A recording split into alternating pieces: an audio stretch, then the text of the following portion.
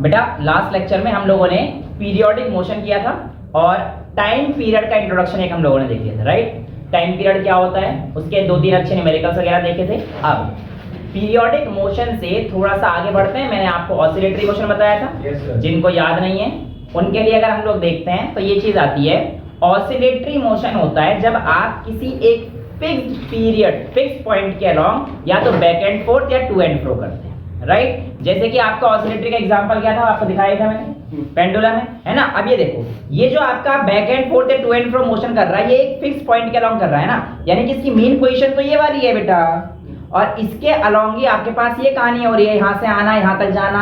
अब इस दौरान वेलोसिटी क्या है, इस दौरान एक्सीलरेशन क्या है, ये सारी कहानी आज हम लोगों ने पढ़नी है। लेकिन उससे पहले जो बच्चों की अब तक की सबसे बड़ी दुविधा है वो ये है, सर SHM पढ़ा, चैप्टर का नाम सिंपल हार्मोनिक मोशन, और अब तक उस चीज का इंट्रोडक्शन ही नहीं कराया। आपने पीरियोडिक पढ़ा दिया, आपने ऑसिलेटरी पढ़ा दिया, और आपने बताया कि जो आपका ऑसिलेटरी है वो एक स्पेशल केस है पीरियोडिक का। सिंपल सी बात तो ये, तो मैंने आपको बताया था कि every periodic need not to be oscillatory but every oscillatory is a periodic. ये स्टेटमेंट मैंने आप लोगों को बताई थी, राइट। आज इन दोनों से आगे बढ़कर मैं आप लोगों को थोड़ी सी फिजिक्स में ऊपर लेकर जाऊंगा, और लेकर जाएंगे हम लोग किसमें, सिंपल हार्मोनिक मोशन में। अब ये सिंपल हार्मोनिक मोशन कैसे होगा, क्या होगा, ये आपको समझना है। यानी कि अब देखो, पीरियोडिक का छोटा भाई कौन है, ऑसिलेटरी। अब इसका मतलब सिंपल हार्मोनिक है ना, वो ऑसिलेटरी का भी छोटा भाई होगा। यानी कि सर ये रिलेशन चलता आ रहा है कि जो पीरियोडिक होगा वो जरूरी नहीं है कि ऑसिलेटरी हो, और जो ऑसिलेटरी होगा वो जरूरी नहीं है कि सिंपल हार्मोनिक हो। लेकिन जो सिंपल हार्मोनिक होगा वो ऑसिलेटरी होगा, जो ऑसिलेटरी होगा वो पीरियोडिक होगा। तो क्या सिंपल हार्मोनिक पीरियोडिक होगा? हाँ। अच्छा सर, कुछ तो बात पल्ले पड़ी। तो आप ऐसा भी तो कह सकते हो कि हम लोगों ने कल या परसों या पिछली क्लास में जब भी पढ़ा, एक पीरियोडिक मोशन के बारे में पढ़ाई करी थी। अब ये पीरियोडिक मोशन हमारे पास 2 तरीके के थे। पहला जो हमने मून, सन, इन सब का पढ़ा, वो पीरियोडिक मोशन कुछ ऐसे थे बेटा जो कि नॉट फिक्स्ड। यार किसी एक मीन पोजीशन पर फिक्स था क्या कोई? अर्थ नहीं था ना, अपने पूरे ऑर्बिट पे घूम रहा है, फिक्स थोड़ी था। लेकिन कुछ पीरियोडिक मोशन फिक्स थे। अब सुनना ध्यान से, मैंने आप लोगों को बताया था अगर x = 2t है तो इसका मतलब ये एक फंक्शनल है, कि लीनियर फंक्शन है, जिसको मैंने आपको बताया ट्रांसलेटरी फंक्शनल है। ट्रांसलेशन मतलब स्ट्रेट लाइन का फंक्शन है। और यहीं पर मैंने आपको बताया था इसी चीज को जब मैं साइन और कॉस के फंक्शन में लिखूंगा तो मेरे पास सिंपल सी बात, अगर ये आ जाएगी x बराबर a sin ओमेगा t, तो ये SHM होगा। अब ये क्यों होगा, क्या होगा, ये आज देखेंगे बेटा। ब्लर तो नहीं आ रहा, एक बार देख लेते हैं। आ तो रहा है बेटे, पर चल जाएगा, काम इतना आ गया। ठीक है, लॉक तो कर दिया, कोई दिक्कत नहीं, कोई दिक्कत। हाँ भाई को आईफोन मिलेगा। भाई को आईफोन कौन, तुम लोग दे रहे हो क्या? दे रहे हो? बिल्कुल। भाई को भाभी देंगी ना? हैं? फेंकने में क्या जा रहा है भाई को तो भाभी देंगी ना आईफोन। तो भाभी आए तो सही, भाभी अभी आई कहाँ है? क्या मतलब नहीं, वही तो चल रही भाई, काम प्रगति पर है। कंस्ट्रक्शन क्या मतलब? चलो वापस पॉइंट पे आओ नालायकों। यहाँ देखो, अब सुनो ध्यान से। पीरियोडिक जो फिक्स्ड, यानी कि जो फिक्स्ड पोजीशन पर होकर आगे पीछे कर रहे थे, ऐसो को आपने क्या नाम दिया फिर? ऑसिलेशन। यानी कि ऑसिलेटरी, तो मैं इनको ऑसिलेशन बोलूं। अब ध्यान से, ऑसिलेशन में 2 टाइप, ऐसे मोशन जिनमें तुम्हारे पास बहुत बड़ा बड़ा एम्पलीट्यूड होगा, और ऐसे जिनका एम्पलीट्यूड काफी छोटा होगा। जो ये स्मॉलर एम्पलीट्यूड वाले हैं, इनको हम लोग SHM के अंडर रखें, यानी कि सिंपल हार्मोनिक मोशन। सर पहले तो आपने हमें हार्मोनिक समझाओ, फिर सिंपल समझाना, फिर ये समझा। मैंने कहा ठीक है। 10 मिनट तक आप अपने कान, नाक, आंख सब खोल के रखो और दिमाग सबसे ज्यादा खोल लेना। ध्यान सुनो, ये जो वर्ड है तुम्हें अभी तो बहुत अटपटा लग रहा होगा, लेकिन 10 मिनट बाद सारी चीज समझ में आ जाएंगी। सबसे पहले मैं आप लोगों को समझाता हूं कि हार्मोनिक मोशन क्या है। हार्मोनिक मोशन बेटा वो मोशन है जो आपके पास साइन और कॉस के फंक्शन के साथ वेरी करता है। साइन और कॉस के फंक्शन के साथ वेरी करने वाला मोशन आपका सिंपल हार्मोनिक होगा या नहीं, ये बात हम लोगों को जाननी है। तो वैसे तो अगर मैं आंसर बता दूं तो साइन और कॉस के साथ वेरी करने वाले फंक्शन सिंपल हार्मोनिक होंगे, बट क्यों? तो आप लोगों को क्यों का आंसर मिलेगा थोड़ी देर बाद, जब मैं आप लोगों को एक वर्ड जिसका नाम है एम्पलीट्यूड, इसको समझा देता हूं। ठीक है, चलेगा? आइए अब बात शुरू करते हैं। मैंने कहा था जब भी हम लोग SHM पढ़ेंगे, हम लोग इसको एक चलती हुई वेव की तरह ट्रीट करेंगे। क्लास 9 की कुछ बातें मैंने आपको बेसिक्स, जब वीडियो नहीं बन रही थी उसमें पूरी क्लास कराई थी, ट्रिग्नोमेट्री की पूरी क्लास कराई थी, वो चीज अब मैं यहां पर वापस लेकर आ रहा हूं। यहां पर आप लोगों को मैंने साइन और कॉस के ग्राफ से पूरा एक लेक्चर खेल सिखाया था। अब यहां पर ये जो कहानी है, ये कहानी साइन के ग्राफ की है, इसमें तो कोई दिक्कत नहीं है बेटा। अब सुनिएगा, इस वेव में आप लोगों के पास यहां से यहां तक की जो डिस्टेंस है, इस डिस्टेंस को आप लोग क्या कहते हैं? Time period. यानी कि ये आपके पास आपका टाइम पीरियड आता है। और इस वेव ने इस टाइम के दौरान जो मैक्सिमम डिस्टेंस अपनी मीन पोजीशन, ये इसकी मीन पोजीशन, ये मीन पोजीशन, ये भी मीन है, ये भी मीन है, ये भी मीन है, सारे मीन है। हाँ, पोजीशन तो यही मीन है। सर फिर ये क्या है? ये है mean position at t is equals to 0। ये है mean position at t is equals to I don't know. Well I know t/4। तुम लोग कह रहे हो तो बता t/4। हाँ, टाइम के तो ग्राफ चलेगा ना। टाइम t/4 पे एक पीक पे गया, फिर यहां पे आएगा तो एक और t/4 हो जाएगा। t/4 और t/4 मिलके यहां पर कितना हो जाएगा बेटा? t/2। यहां पर कितना हो जाएगा? 3t/4। 3t/2 है, ये कंप्लीट t आएगा ना, तो 3t/2 नहीं।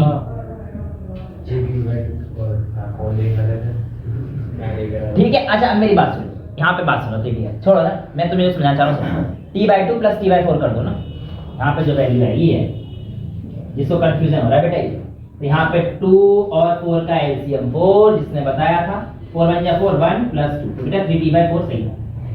राइट, अच्छा अब सुनो भाई, देखो यहाँ से आ रहा है t/2, ये है ना, और ये t/4 प्लस हो जाएगा, तो ये पूरा यहाँ से आता है 3t/4। और छोड़ो, मेरी बात। अब मैं आप लोगों से कहता हूं, जो मैक्सिमम डिस्टेंस कवर हो रहा है, एक हाफ में ये वाला हो रहा है ऊपर जाके, और एक हाफ में ये वाला हो रहा है।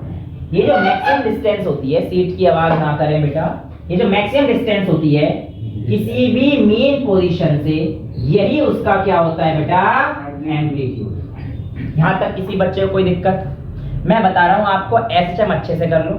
आपका वेव, आपका क्लास 12 का AC, आपका क्लास 12 का EM वेव्स, सब कुछ यहीं से रिलेटेड है। सब कुछ मतलब इस चैप्टर से 4-5 चैप्टर रिलेट हो जाते हैं, इसलिए इसको बहुत ही दिमाग से और इत्मीनान से आराम से सुनना, दिक्कत कोई आनी नहीं है आपको। अब एम्पलीट्यूड समझ में आया? तो व्हाट इज एम्पलीट्यूड अगर कोई पूछेगा तो the maximum distance of a wave from its mean position is called amplitude. इसके अलावा कुछ छोटी मोटी टर्म्स की बात कर लेते हैं। हम लोगों को यहां पर देखने को मिलती है एक एंगुलर वेलोसिटी। मैंने आपको बता रखा था चैप्टर नंबर 4 में, मोशन इन अ प्लेन में, जब पार्टिकल सर्कुलर पाथ पे घूम रहा होता है तो वहां पर हमारे पास एंगुलर वेलोसिटी आती है। यहां पर भी वही है एंगुलर वेलोसिटी। एंगुलर वेलोसिटी यहां पर देखो, पहले कैसे है सर्कुलर पाथ, कैसे इसको देखो। ये एक मैंने आपको बताया तो साइन का ग्राफ याद है आप लोगों को? ये पूरा कराया था मैंने आपको, ये वाला पूरा ग्राफ है ना। अब यहाँ पर ध्यान से देखो, अगर आप ध्यान से देखोगे तो ये एक वेव है, इस वेव को उठा के आगे रख दोगे तो पूरा सर्कुलर पाथ हो जाएगा। आप समझ रहे हो मेरी बात क्या कहना चाह रहा हूँ? इसको यहाँ उठा के तो पूरा सर्कल कंप्लीट यार, घूम तो ये सर्कल पे ही रहा है ना, यानी कि कुछ कुछ इसका नेचर और इसका नेचर सेम है। हाँ सर कैसे, ये देख लो, यहाँ से शुरू करना चाहोगे ना, देखो ये t/4 आ गया, ये t/2 आ गया, ये 3t/4 आ गया और ये t आ गया। t के बाद तो अपना रिपीट कर रहा है ना। और ये मैंने तुम्हें 2 पाई की टर्म से भी समझाया था, π/2 यहाँ पे 90 था, यहाँ पे पाई था, यहाँ पे कितना आया 3π/2 और यहाँ पे 2 पाई, फिर रिपीट हो रहा था। तो कहाँ गया, बिल्कुल सेम। हाँ सर कुछ कुछ पल्ले पड़ रही है। तो जो ओमेगा जो आपके पास क्या आती है, ओमेगा जिसको आप क्या बोलते हो, एंगुलर वेलोसिटी, एंगुलर वेलोसिटी, इसकी वैल्यू होती है 2π/t। ध्यान से सुन लो बस इस चीज को, omega is equal to 2π/t। और 1 टाइम पीरियड किसके इक्वल होता है बेटा, आप लोगों ने पढ़ा होगा, फ्रीक्वेंसी। तो जो आपके पास फ्रीक्वेंसी होती है 1 टाइम पीरियड आपको कल से ही समझा रहा हूं, पूरी क्लास में ही समझाया टाइम पीरियड। तो ये आपके पास ओमेगा की वैल्यू क्या बन जाएगी, यहां से 2π। यहां तक किसी बच्चे को दिक्कत? अगर आपसे कहता है अ फैन रोटेट्स या revolves 75 times in a minute, find its frequency। तो बताओ उसकी फ्रीक्वेंसी कितनी हो? तो सर आप फ्रीक्वेंसी निकालना चाहते हो, मतलब फ्रीक्वेंसी मतलब है क्या, हम तो ये नहीं समझ पा रहे। फ्रीक्वेंसी मतलब क्या होता है, पहले इस चीज को समझ लेते हैं। देखो बेटा फ्रीक्वेंसी मतलब होता है जैसे कि आपके पास ये ग्राफ, मैंने आपको एक टाइम पीरियड दे दिया, लेट्स से 1 मिनट मैंने आपको बोल दिया। अब उस 1 मिनट की वैल्यू लेट्स से यहां से लेकर यहां तक 1 मिनट है। अब इस 1 मिनट में आपकी ये जो वेव है ये कितनी बार ऊपर नीचे करी है इस लाइन से, इसका मतलब आपके पास वो उसकी फ्रीक्वेंसी है। The number of times a wave passes through the main point is called its frequency. हाँ यानी कि एक कंप्लीट वेव फ्रीक्वेंसी कैसे है, 9th क्लास में पढ़ी थी, याद है किसी को? हर्ट्ज। फ्रीक्वेंसी की ऐसा यूनिट हर्ट्ज। आपको पता होना चाहिए, वैसे भी तो नहीं पता होगा, एक करंट होता है हमारे घरों में जो करंट दौड़ता है, इस करंट को बोलते हैं एसी करंट। एक होता है डीसी करंट।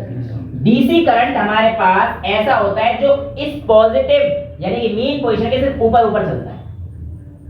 वो ऐसा भी हो सकता है, उसमें कोई बड़ी बात नहीं है, पर ऊपर ऊपर चलेगा।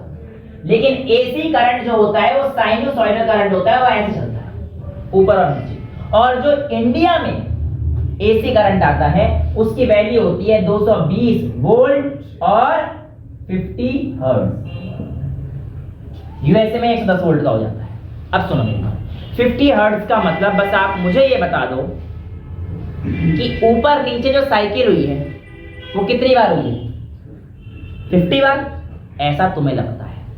50 हर्ट्ज का मतलब ऊपर नीचे बेटा 100 बार हुआ है। नालायको 50 हर्ट्ज, 1 हर्ट्ज कब होगा? ऊपर से नीचे जब जाएगा ना तो एक बार ऊपर एक बार नीचे, मेन पाथ को 2 बार क्रॉस किया उसने। तो 1 हर्ट्ज का मतलब 2 बार, एक बार ऊपर एक बार नीचे, एक टाइम पीरियड। हाँ जी। तो 50 हर्ट्ज का मतलब टोटल अप डाउन कितने हुए उसके? 100। तो कितना नंबर ऑफ टाइम बार वो अप डाउन किया है ना गिवन इंटरवल ऑफ टाइम, वो उसकी फ्रीक्वेंसी है। समझ में आई कुछ बात? नहीं सर। तो यहां देखो ना, 1 हर्ट्ज कितना नंबर ऑफ टाइम्स बीट कर रहा है? 75। कितने मिनट में कर रहा है? 1 मिनट यानी कि 60 सेकंड। आ गई इसकी फ्रीक्वेंसी यार। टाइम पीरियड निकाल लोगे, टाइम पीरियड आ गया सर 60 या 75, क्योंकि इसका उल्टा होता है टाइम पीरियड। हाँ अब ठीक है। इसकी सर एंगुलर वेलोसिटी कितनी होगी? हर्ट ऐसे घूम घूम के ब्लड सर्कुलेट कर रहा होता तो कर लो, मुझे क्या फर्क पड़ रहा है। ये लो एफ यहां पे डाल देना, आ गया। समझ में आ रहा है ना कहने का मतलब क्या है? फैन का सॉरी तो फैन है, मैंने हर्ट कह रहा हूं, सॉरी फैन ही तो है। और सही तो है, फैन का तो निकल जाएगा ना ओमेगा। सर टाइम पीरियड क्या होगा इस क्वेश्चन में? क्या टाइम पीरियड क्या होगा इस क्वेश्चन बेटा? टाइम पीरियड यहीं से निकलेगा ना, 1 अपॉन फ्रीक्वेंसी। जो आपने 1 मिनट दिया ये क्या है फिर? ओके देखो ये ओवरऑल टाइम है कि 1 मिनट में इतनी बार घूमा, और टाइम पीरियड का मतलब होता है एक बार में कंप्लीट करने में जो आपका टाइम लगा है। ये जो कहानी है ये टाइम पीरियड थोड़ी है, तो गिवन इंटरवल ऑफ टाइम है। इसका टाइम पीरियड तो यहां से लेकर यहां तक का है बस। 60 बताए क्वेश्चन। हाँ टाइम पीरियड इसका उल्टा कर देना। इस वेव का जो टाइम पीरियड बोलोगे 60 सेकंड थोड़ी है, 60 सेकंड तो एक इंटरवल ऑफ टाइम दिया है। इसी क्वेश्चन में मैं आपसे पूछता हूं कि इसका टाइम पीरियड कितना है, तो ये रहा, ये है टाइम पीरियड। डिफरेंस समझ में आ रहा है ना?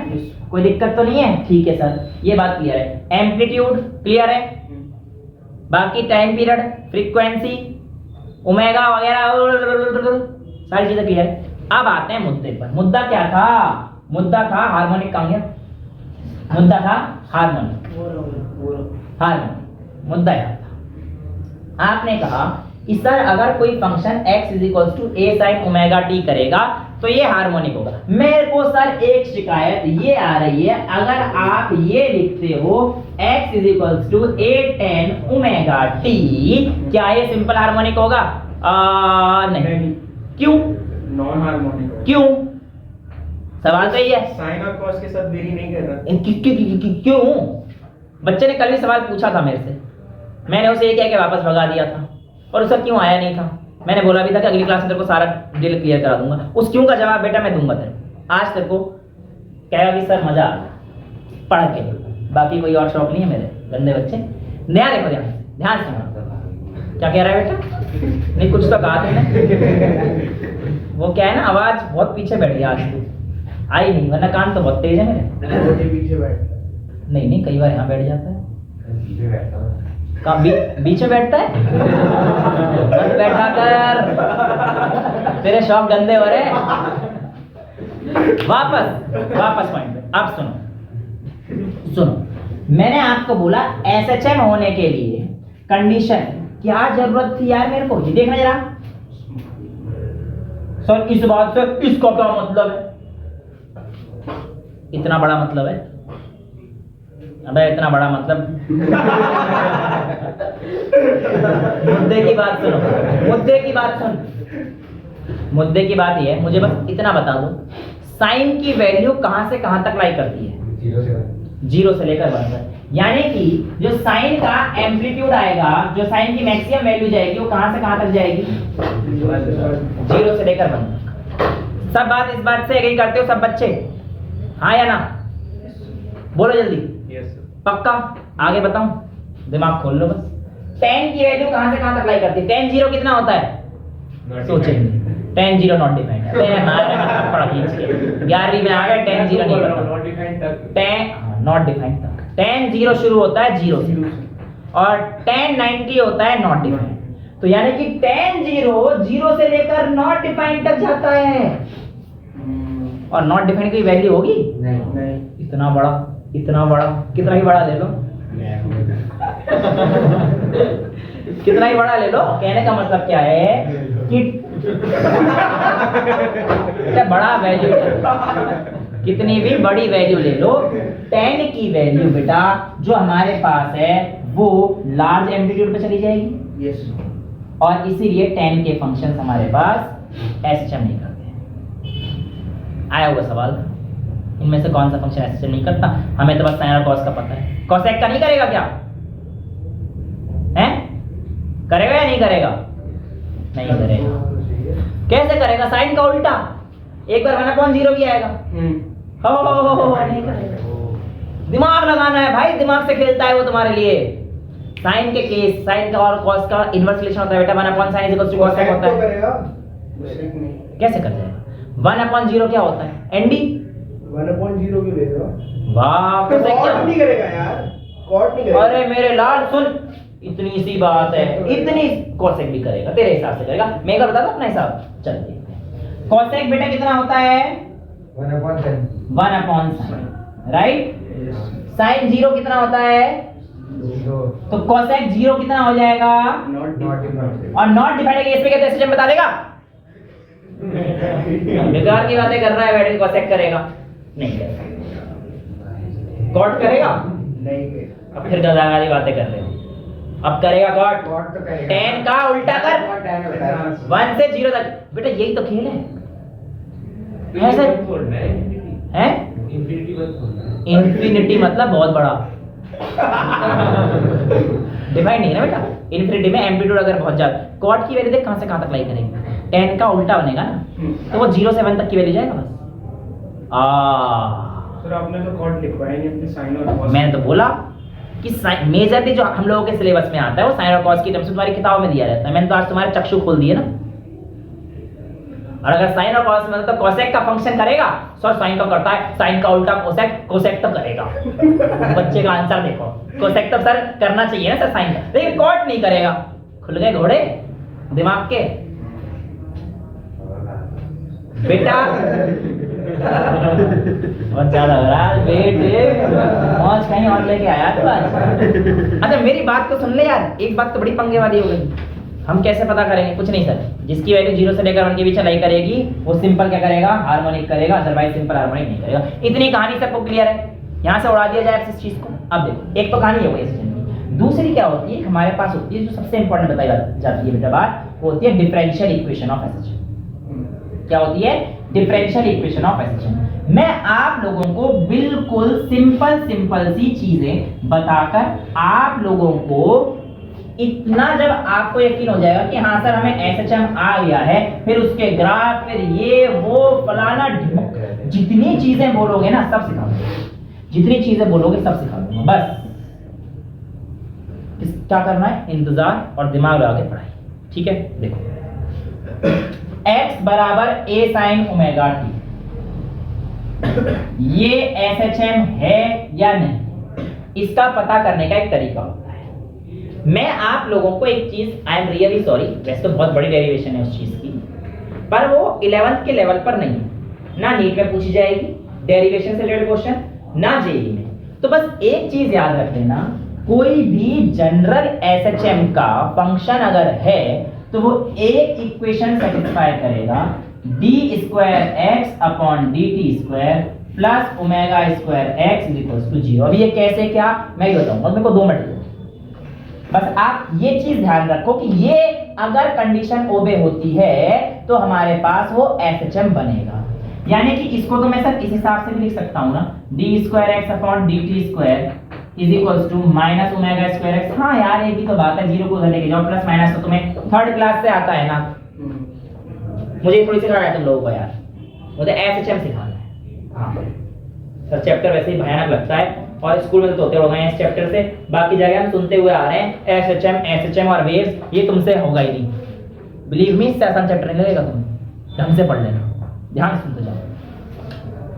मैं अगर आप लोगों से बोलूं कि आपको इस पे काम करना है तो आप आराम से कर लेते हो, इसकी डिफरेंशिएशन भी आराम से कर लेते हो, सब कुछ आराम से कर लेते हो। मैं अगर आपको ये दे दूंगा तो आपको प्रॉब्लम आ जाएगी कि डिफरेंशिएशन करने में। नहीं, नॉर्मल डिफरेंशिएशन आती है ना, मैं इससे तुमसे कुछ मांग ही नहीं रहा, बेसिक डिफरेंशिएशन आ जाए, बाकी मेरे ऊपर। ठीक है अब सुनो मेरी बात, अगर कोई भी बॉडी है, इसके थ्रू मैं तुम्हें समझाने की कोशिश करता हूं, और अगर समझ में आता है तो वेल एंड गुड, नहीं आता है तो कुछ और करके देख लेंगे। ठीक है यहां पर देखो, मैं इस बॉडी को यहां पर लेकर जा रहा हूं, जब मैं इसको छोड़ रहा हूं तो तुम्हें कुछ चीज नजर आ रही है क्या, कि सर इसके पास कोई एक ऐसी फोर्स है जो कि इसको वापस से यहां पर ले जाने की कोशिश कर रही है, और ये पोजीशन इसकी क्या है, मेन पोजीशन। यानी कि यहां से कोई एक फोर्स लग रही है जो इसको यहां पर खींचना चाह रही है, तो ये इसका अपोज कर रही है ना बाहर जाने का। यानी कि एक रीस्टोरिंग फोर्स लग रही है, एक रीस्टोरिंग फोर्स लग रही है, और ये रीस्टोरिंग फोर्स है, ये इसको किसकी तरफ खींच के लेकर आ रही है, आपके पास मेन पोजीशन। यानी कि जो आपके पास फोर्स है, ध्यान से सुनो, वो आपको वापस ड्रैग करके लेकर आ रही है। तो यहां पर मैं एक स्टेटमेंट लिख देता हूं, आपको पता होगा जेईई में और नीट में आजकल स्टेटमेंट वाइज क्वेश्चन का जमाना चल रहा है। जेईई के हिसाब से, नीट के हिसाब से स्टेटमेंट 1 लिखता हूं कि restoring force always opposite the motion, oscillatory. तो ऑसिलेटरी था ना, तो ऑसिलेटरी लिखूंगा ना, कहीं कहते हो सर आपने तो ऑसिलेटरी पढ़ा रहे हो, सारे मोशन के केस में हो सकता है गलती है। Always opposite the oscillatory motion. कितने बच्चे को ये बात बिल्कुल सही लग रही है और कितना को गलत लग रही है? बताओ, सही वाले पहले बताओ, क्या ये बात बिल्कुल सच है या नहीं? आया ना तो बोल सकते हो सही है या नहीं, जल्दी बताओ। नहीं है, क्यों नहीं? क्यों नहीं है? सही है तो क्यों है? नहीं है इसका मतलब सही है, सही है मतलब गलत है ये अपोज नहीं कर रही। क्यों नहीं कर रही? तभी तो ऑसिलेटरी मोशन हो पा रहा है टू और बेटे क्योंकि यहां से अपोज कर रही है। जब तू इस बॉब को इधर लेके जा रहा है अपोज करे तभी वो वापस आ रहा है, वरना दुनिया में कोई ऐसा चीज नहीं है कि जो उसे वापस अपनी पोजीशन पे लेके आ जाए। वो रिस्टोरिंग फोर्स ही है जिसकी वजह से वो वापस आना चाह रहा है। लेकिन रुक जाओ, स्टेटमेंट फिर भी गलत है। वापस आते समय तो वापस आते समय रिस्टोरिंग फोर्स इसको सपोर्ट भी तो कर रहा है। अच्छा हाँ, तो मैं अगर स्टेटमेंट 2 लिख दूं कि restoring force is always directed towards main position, क्या ये स्टेटमेंट सही है? अब तुम्हारे नक्शे खुल गए, पहली गलत थी और दूसरी सही है। हाँ ये बात सर मजेदार है। हाँ बेटा यही मजेदार है, लेकिन पहली वाली क्यों गलत थी समझ में आया ना? क्योंकि जब आप यहाँ ले जा रहे हो बिल्कुल आपकी बात सही है कि अपोज कर रही है, लेकिन जब यहाँ से यहाँ पर आएगी तो तब क्या कर रही है बेटा? ये सपोर्ट कर रही है, सपोर्ट कर रही है। मान लो मेरी बात को, बिल्कुल सपोर्ट कर रही है। अब ना आप लोगों को पहले तो मैं दिखाता हूँ कि किताब में कैसे कराया जाता है, फिर मैं आप लोगों को पूरी डेरिवेशन कराऊंगा।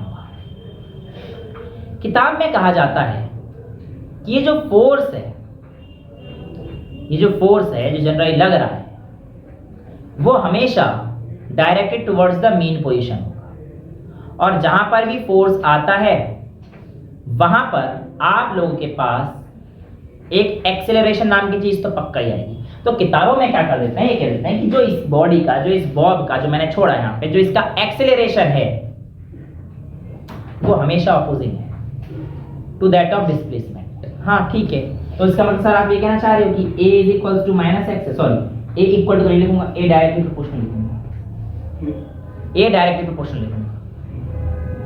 यहां तक कोई दिक्कत? या ठीक है ना, जो उसका एक्सेलरेशन हो रहा है, जो उसका एक्सेल, अब देखो यहां पे लग रहा है ना, तुम इसको इधर लेके जा रहे हो, x तो इधर है पर उसका एक्सेलरेशन किस तरफ जा रहा है? मेन पोजीशन की तरफ। ये देखो बे रुक जा, यहां देख, ये मेन पोजीशन है, ये इधर आ रहा है, मैं डिस्प्लेसमेंट इधर कर रहा हूं ना, लेकिन इसका एक्सेलरेशन किस तरफ है? इस तरफ है, टुवर्ड्स मीन है। सर कैसे है? अरे छोड़ के देख लेना, इधर ही जाएगा, छोड़ूंगा इधर आ जाएगा क्या? जहां छोड़ने के बाद जाता है उस तरफ उसका एक्सेलरेशन है ना, इस बात का मतलब यही तो हो रहा है। मैं अगर इसको यहां से पकड़कर यहां लेके जा रहा हूं तो इसका एक्सेलरेशन किस तरफ है? Towards mean. अगर मैं इसको यहां पकड़ के यहां लेके जा रहा हूं तो अब कहां है? और इधर से इधर आ रहा है तो अब भी टुवर्ड्स मीन ही है ना। तो क्या एक्सेलरेशन यहां से यहां पर पॉजिटिव नहीं होता? होगा। लेकिन सर फिर इस वाले को आप direct proportional to minus x कैसे लिख सकते हो? हाँ सर ये बात थोड़ी सी मतलब पल्ले नहीं पड़ रही। एक्स भी तो मेन पोजीशन की तरफ ही travel देखो कर बेटा, रहा है। पहली बात तो ये है, दो आंसर हैं इसके। मैं आप लोगों को बताऊंगा कि आपके पास एक्चुअल में क्या करना है और ये माइनस क्यों होता है। पहली बात तो हम लोग सारी चीजें मीन से स्टार्ट लेके चल रहे हैं और मीन पोजीशन पे सारी चीजें अपोज हो रही है। दूसरा बेटा, आपका टेस्ट मैम लेंगी, सुन लो 9 सुन ले, टेस्ट मैम लेंगी 5 मिनट बाद दूसरे वाले हॉल में होगा आपका टेस्ट, ठीक है? मेरी क्लास 11 के साथ आपका सिर्फ टेस्ट है, क्वेश्चंस मैम लेंगी। यहां पर ये है बेटा, तो ये कहानी आपके पास ये यहां पर जा रही है, तो एक्सेलरेशन अब भी डायरेक्टेड टुवर्ड्स मेन पोजीशन। ये तो कहानी क्लियर आ रही है समझ? तो यहां पे क्योंकि एक्सेलरेशन डिस्टेंस को अपोज कर रहा है, पोजीशन को अपोज कर रहा है, इसलिए माइनस ले रहा हूं। सर फिर यहां से यहां पे क्यों माइनस ले रहे हो? एक रेफरेंस पॉइंट है, इधर का प्लस इधर का माइनस मानेगा ना। ठीक है सर, ये वाली बात माइनस मान ली। अच्छा फिर इधर का क्या करोगे? एक्सेलरेशन माइनस, अब a माइनस होगा, x प्लस होगा, ठीक है? माइनस यहाँ पे दोनों चीजें प्लस है टुवर्ड्स मीन एक क्योंकि a इधर जा रहा है और x भी इधर जा रहा है। ओ तो सर फिर यहाँ पे क्या करेंगे? अबे सुनो, सिंपल सी बात है, फंसो मत चक्कर। बस आपको यहाँ पर माइनस क्या बताना चाह रहा है, इस चीज को समझ लो। माइनस आपको बताना चाह रहा है कि acceleration is always towards the mean position, पहला केस। और दूसरा, जहां पर भी आप लोग ध्यान से सुन लो, ये बॉब है, ये बॉब की पोजीशन है, ये डायरेक्शन प्लस मान लेना, ये डायरेक्शन माइनस मान लेना। ये तो करते हैं कार्टेशियन प्लेन में। जब तक आप लोगों के पेपर में माइनस प्लस का ऑप्शन नहीं देता है, आप लोग सारे आंसर मॉड लेके करना। यानी कि आपको क्या निकालना है, सिंपल मॉड लेके, यानी कि सारी चीजें प्लस में निकाल देना। और अगर फंसाने की कोशिश करता है तो आपको क्या याद रखना है कि अगर मेरे पास इस तरफ है तो सारी चीजें क्या होंगी, नेगेटिव। इस तरफ है तो वैसे फंसाएगा नहीं आप लोगों को, पर अगर फिर भी फंसा दे, समझ में आ गई ना। इधर जाएगा तो x पॉजिटिव, इधर जाएगा तो x नेगेटिव। क्लियर है? ये तो x की कहानी होगी। लेकिन एक आप देखो ध्यान से, जब ये इधर की तरफ जाता है ना, ऊपर की तरफ चढ़ता है, तो एक्सेलरेशन नेगेटिव होगा। ध्यान सुन लो इस चीज को। और जब नीचे की तरफ, अभी मैं कराऊंगा, तुम लोगों को टेंशन ना लो, कल की क्लास में तुम्हें ये कॉन्सेप्ट ऐसे क्रिस्टल क्लियर हो जाएगा कि यहाँ से बिल्कुल क्रिस्टल क्लियर ही हो गया। अभी हो रखा होगा तुम प्लस माइनस में दिक्कत, पर आगे नहीं आने दूंगा पक्का। और जब एक्सेलरेशन इस तरफ आ रहा है टुवर्ड्स मीन पोजीशन, तो वो a पॉजिटिव होता है। यानी कि जब it is going away from mean position तो a क्या होगा, negative. And when it is coming towards the mean position तो क्या होगा, पॉजिटिव। सेम यहाँ पर a इधर जाएगा तो नेगेटिव, a इधर आएगा तो पॉजिटिव। और x का तो हमें ध्यान देना ही नहीं है, x इधर जाएगा तो पॉजिटिव, x इधर जाएगा तो नेगेटिव। उस केबिन में जब सर खाली हो जाएगा, 5 मिनट में सर खाली हो जाएगी। क्लियर है? ये कहानी क्लियर है? यहाँ तक तो कोई दिक्कत नहीं है। अब आती है मेन बात। क्या सर बार बार मेन बात करते रहे? सुन लो ना यार, सारी तो मेन बात है। ये a, इसका साइन हटाओगे तो एक कांस्टेंट आएगा। मैंने कह दिया लो एक कांस्टेंट ले लो, तुम ओमेगा स्क्वायर लो। स्क्वायर क्यों लिया? थोड़ी देर रुक जाओ, अपने आप समझ में आ जाएगा। थोड़ी देर रुक जाओ, अपने आप समझ में आ जाएगा।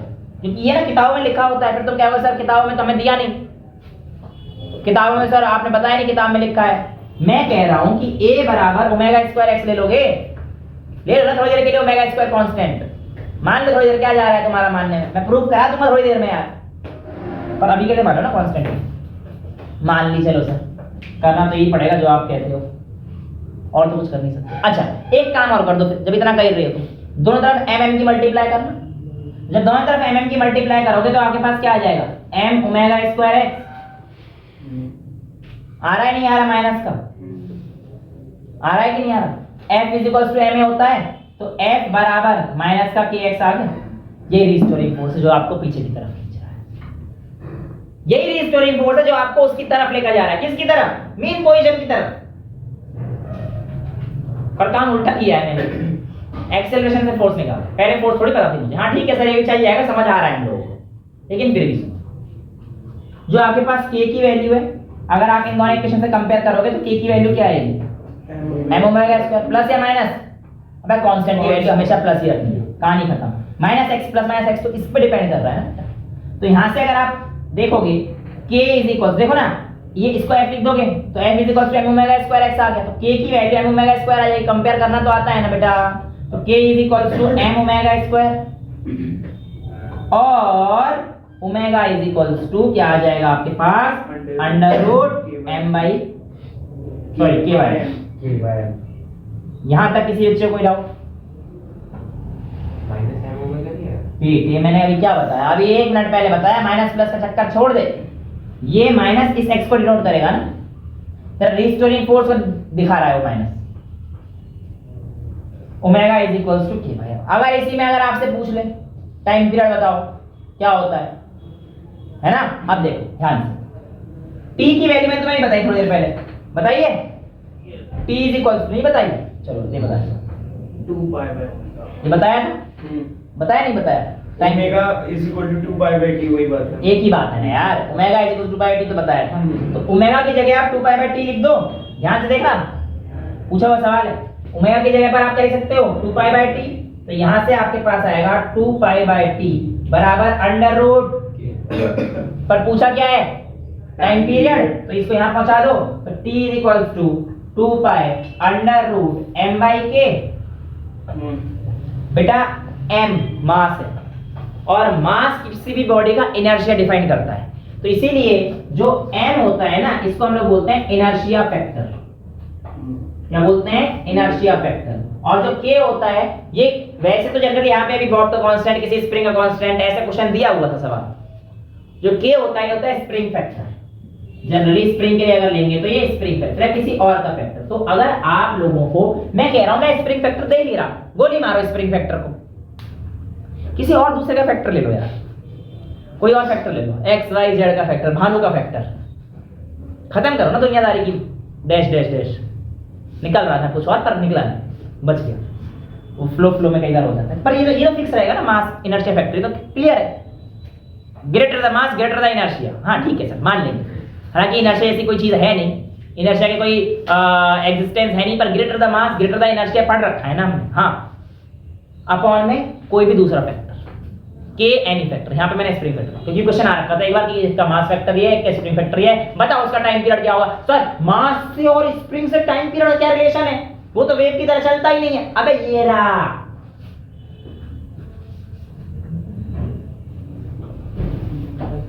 क्लियर है? किसी बच्चे को डाउट है? टाइम पीरियड निकल गया? ठीक है सर, मजा सब बात में आ रहा है, मजा सब बात में आ रहा है, लेकिन आपने ये जो बात है ठीक है, ये भी समझ में आ रहा है, पर ये डायरेक्ट रिलेशन कर दिया, उसके बाद आपने डायरेक्टली प्रोपोर्शनल में ओमेगा का स्क्वायर ले लिया, ये बात आपकी हमें बिल्कुल ही पसंद नहीं आई, नहीं आई। मैंने कहा पसंद करा देता हूँ, 2 मिनट रुक जाओ, 2 मिनट रुक जाओ, मुझे बस तुम एक बात बता दो कि ये बॉडी है? हाँ बॉब, हाँ बॉब, ये बॉब है, सिंगल हो बेटा, डबल ओ में क्या हो जाता है? मेरे हिसाब से बॉब ही रहता है, और तू डबल ओ तक पहुंच गया 11वीं में। अगर बेटा पहुंच गया ना, बहुत गलत जगह पर है, वहां से जल्दी से बाहर निकल जा, वरना वो इतना बड़ा गड्ढा है ना।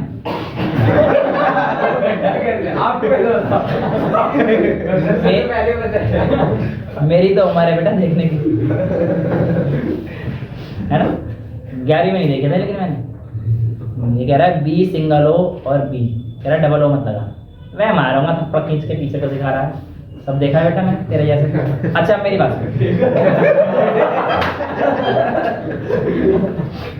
मैं तेरे जैसे मतलब तेरे हैं भी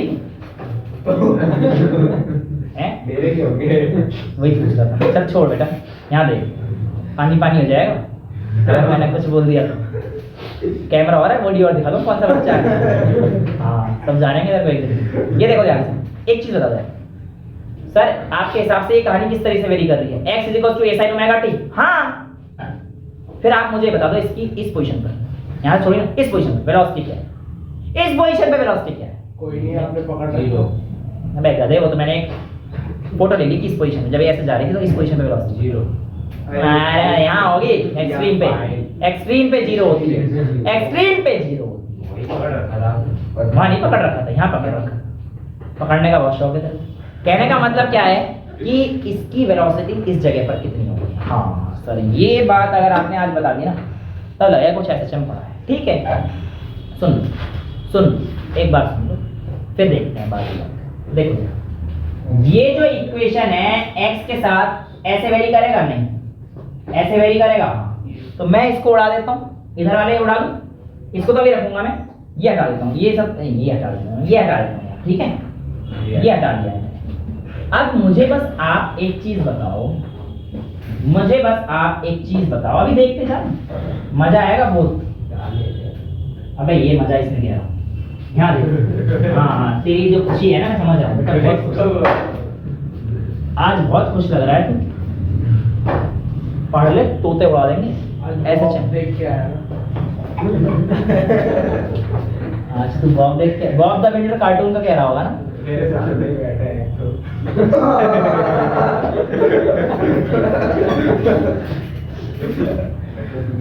एक तो किसी का नहीं होता। अच्छा इधर देखो, नालायकों, कैसी बातें करवा रहे हो।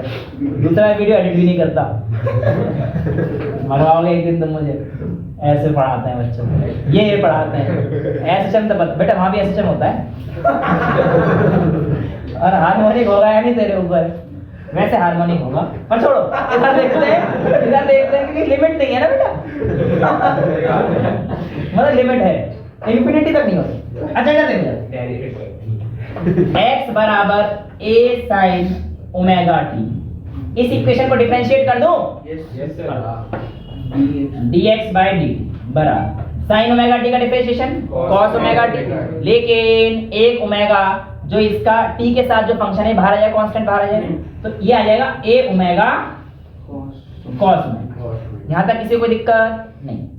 तो ये मुझे बस एक चीज बता दो यार, एक चीज बहुत बढ़िया चीज समझ में आ रही है मुझे एक नंबर की एक चीज समझ में आ रही है। सर क्या समझ में आ रही है? dx by dt होती है v is equals to a omega cos omega t।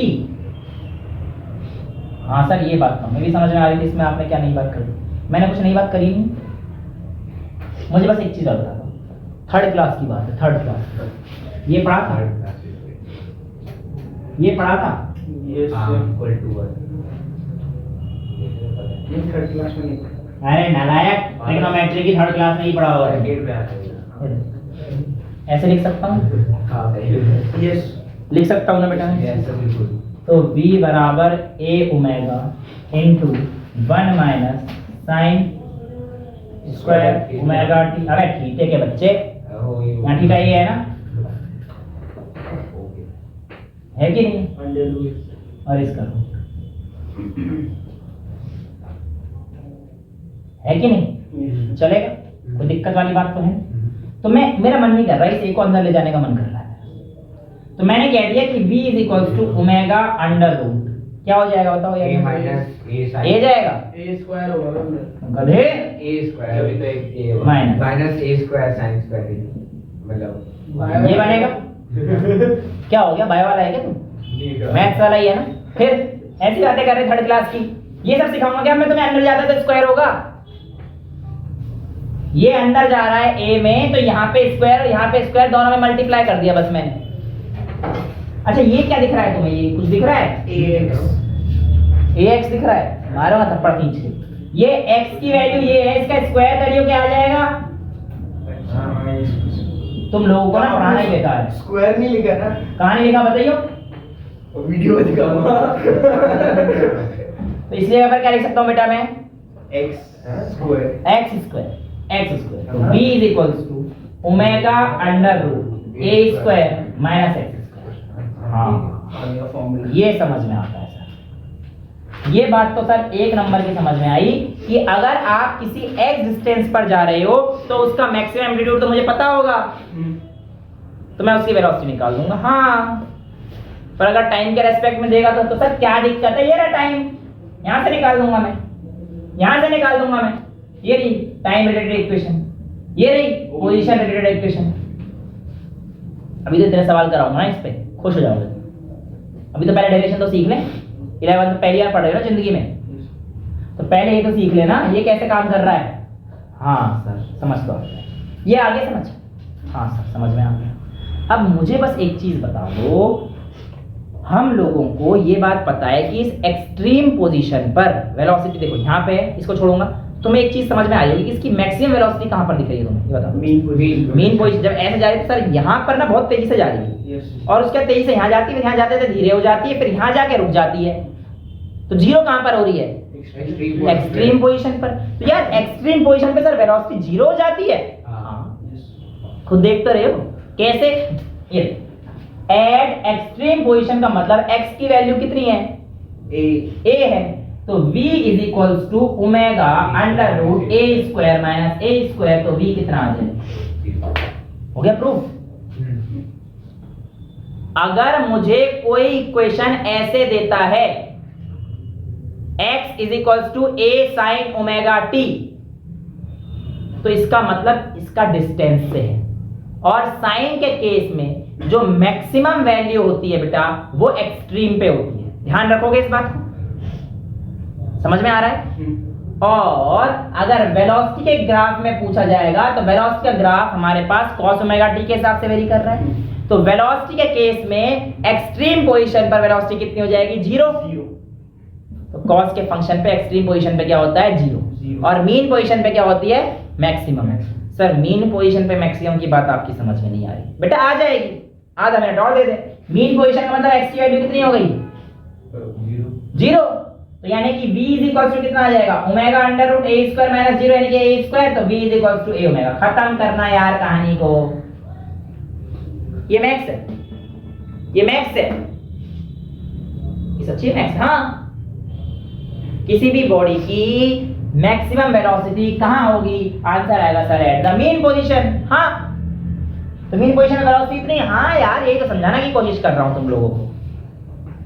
अच्छा, फिर सर अगर हमें एक्सेलरेशन निकालना हो तो हमने मोशन एज स्टेट ने पढ़ा था कि dx से एक बार dt का डिफरेंशिएशन करेंगे तो v आएगा, और फिर उसी को v को अगर हम लोग t से डिफरेंशिएट कर देंगे तो एक्सेलरेशन आ जाएगा। मैं इससे ज्यादा कुछ मांगा है क्या आज तक तुमसे? यही कर लो, ऐसे चल सीख जाओगे। अगर तुम्हें एक्सेलरेशन निकालना है तो तुम dv/dt कर सकते हो। और dv की वैल्यू कितनी थी? a omega cos omega t। इसका डिफरेंशिएशन करेंगे तो ओमेगा कांस्टेंट बाहर आ जाएगा cos ओमेगा का, और cos का डिफरेंशिएशन होता है माइनस ऑफ sin। हाँ, एक ओमेगा बाहर, तो ये आ जाएगा minus a omega square sin omega t। कितने को समझ में आ गया ये बताओ? ओमेगा स्क्वायर, एक ओमेगा पहले से था, एक ओमेगा इसका बाहर आया, omega into omega omega square, cos का minus sin differentiation a omega square sin omega t। ये एक्सेलरेशन की वैल्यू है। इसका मतलब सर समझ आ रहा है कुछ कि एक्सेलरेशन बिल्कुल बढ़िया तरीके से डिस्टेंस के साथ वेरी करता है। जहां पे डिस्टेंस मैक्सिमम वहां पे एक्सेलरेशन मैक्सिमम। और जरा ये देखना जरा a sin ओमेगा t क्या था? x था। तो क्या आप ये लिख सकते हो a = minus omega square x? मैंने कहा था ना, रुक जाओ 2 मिनट, कांस्टेंट क्यों ये मैं कुछ थोड़ी कर रहा हूं, सारी चीज ऑसिलेशन कर रहा है, मैं कुछ नहीं हूं करने वाला। मैं तो नॉर्मल तुम्हें फिजिक्स बता रहा हूं कि ये चीज यहां से आई। एक मिनट सर, एक चीज और समझ में आ रही है। आप ये कहना चाह रहे हो ना a = ओमेगा स्क्वायर x है। हाँ, तो सर आपने a को लिख के दिखाया है, एक बंदा फोटो खींच रहा है बैठ के क्लास। इस गधे को ये नहीं पता है कि वीडियो बन रही है, तो वहां पे ध्यान लगा के वीडियो में से देख सकता है।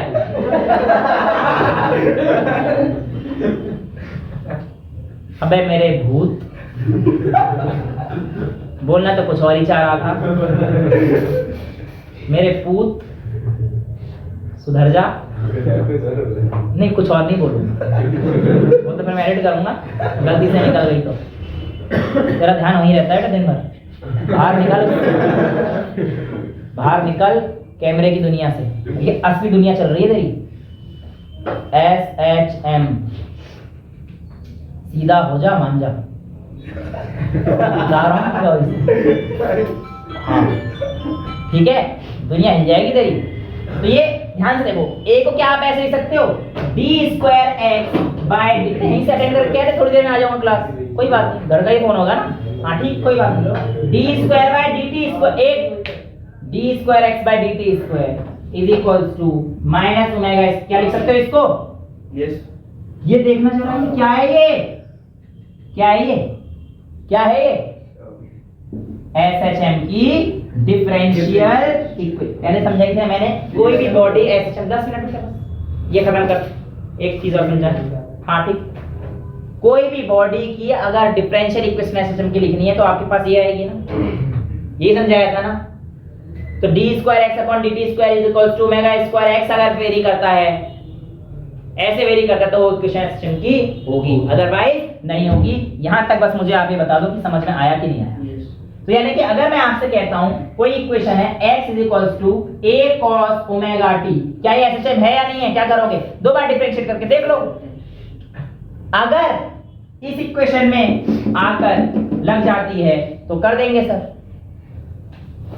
ठीक है, करके देख लेते हैं, फटाफट से कर लेते हैं। आज के लास्ट, ठीक है। अगली क्लास में फिर बेहतरीन वाले ऑसिलेशन करेंगे, वेलोसिटी और इसे ग्राफ वगैरह, और धुआंधार बहुत टॉपिक है भाई करने को। ये समझ में आया अब तक जो कराया है? तो इसको चेक कर लेते हैं ना। dx/dt cos का बताओ जल्दी से क्या आएगा? माइनस साइन, तो minus a omega sin omega t लिख दूं? चलेगा। और d²x/dt² क्या लिख सकता हूं? इसका, और इधर आ जाएगा, ये क्या आ जाएगा? माइनस का, तो माइनस साइन का cos रहता है, माइनस का माइनस ही रहेगा। एक मिनट और, minus a omega square cos omega t। a cos omega t को क्या लिख सकते हो? x तो क्या आ जाएगा D square x by D T square बराबर माइनस एल स्क्वायर एक्स, यानी कि ये फंक्शन भी आपके पास एलएचएफ का है। समझ में आता है? कोई दिक्कत तो नहीं है इसमें? तो ये आज के लिए हम लोग यहीं पे रुक जाते हैं, क्योंकि आज के लिए हो सकता है आप लोगों के थोड़ा सा हैवी हो गया हो, पर सारी डेरिवेशन एकदम क्लियर है, कोई दिक्कत तो नहीं है। आज के लिए इतना ही रखते हैं। That's all for today. Thank you so much.